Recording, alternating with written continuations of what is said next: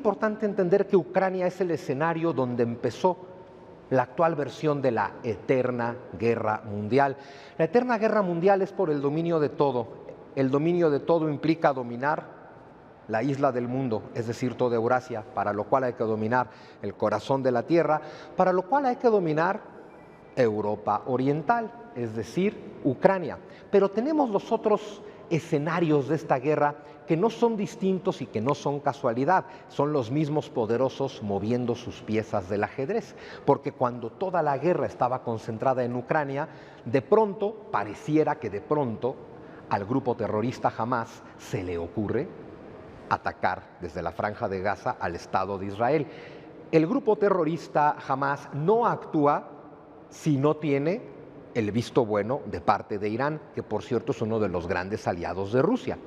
Es decir, que cuando la guerra está demasiado concentrada en Ucrania, se está abriendo otro frente de batalla, ahí en Israel, gran aliado de Estados Unidos y de Occidente, que hace que necesariamente Estados Unidos y Occidente tengan que desviarse un poco de Ucrania para atender lo que está pasando en la Franja de Gaza. Pero al mismo tiempo que no se nos olvide lo que ocurre en el extremo oriental, donde tenemos a China diciendo que no se les olvide que Taiwán es mío y lo pienso recuperar.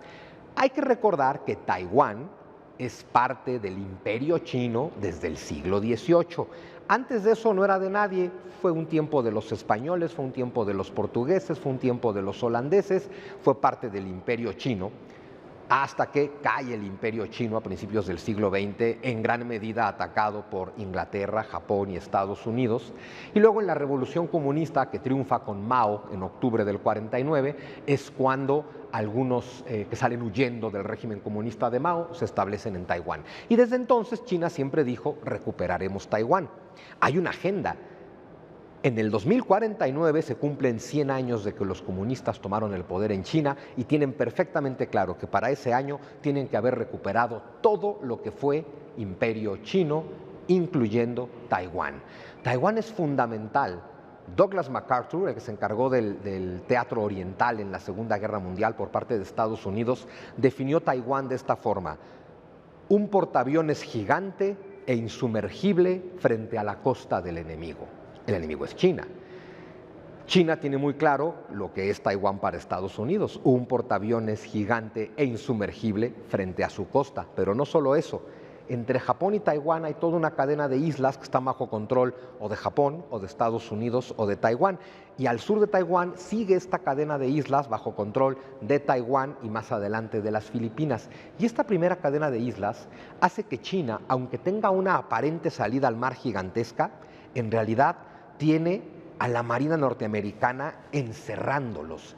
Es fundamental para la subsistencia misma del Estado chino tener Taiwán. Taiwán, que ojo, no es un país independiente.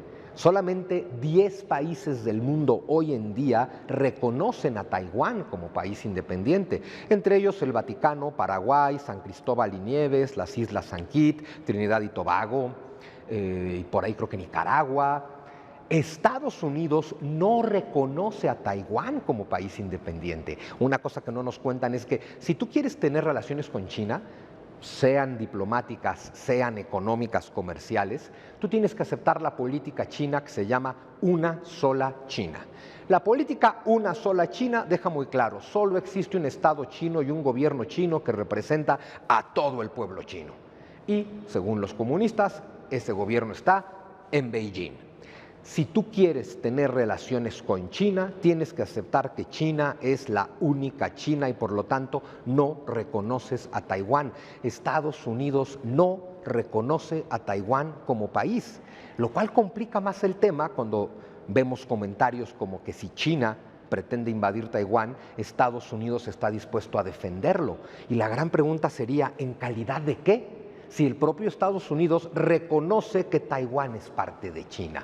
Pero bueno, China, que es mucho más inteligente que Rusia, me parece, está esperando que todos los escenarios se desarrollen del otro lado para que cuando todos los frentes de guerra tengan muy ocupado Estados Unidos en el centro de Eurasia, ellos se puedan quedar con Taiwán, que es finalmente lo que están buscando.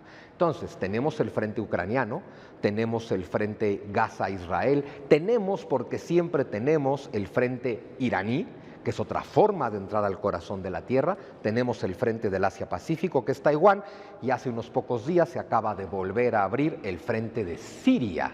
Siria, una dictadura, un régimen terrorista que estaba en gran medida sostenido por Rusia, que finalmente ha caído. ¿Qué quiere decir? ¿Y por qué cayó? O más bien, ¿por qué de pronto hay rebeldes otra vez en Siria contra el gobierno de Bashar el-Assad? Claro, en un momento en el que Rusia, tan concentrada en Ucrania, no se puede dar el lujo de respaldar a Siria, y así como Rusia le abre un frente a Estados Unidos en Gaza-Israel, Estados Unidos le abre un frente a Rusia en Siria. Con esto que entendamos, ni a Rusia, ni a Estados Unidos, ni a Occidente les importan ni los ucranianos, ni los palestinos, ni los judíos, ni los sirios, ni los taiwaneses, ni nadie. Les interesa el control, les interesa el poder. Con este mapa podemos terminar esta explicación volviendo a esta máxima geopolítica de John Hartford Mackinder, establecida en 1904: quien domine Europa del Este dominará el corazón de la Tierra.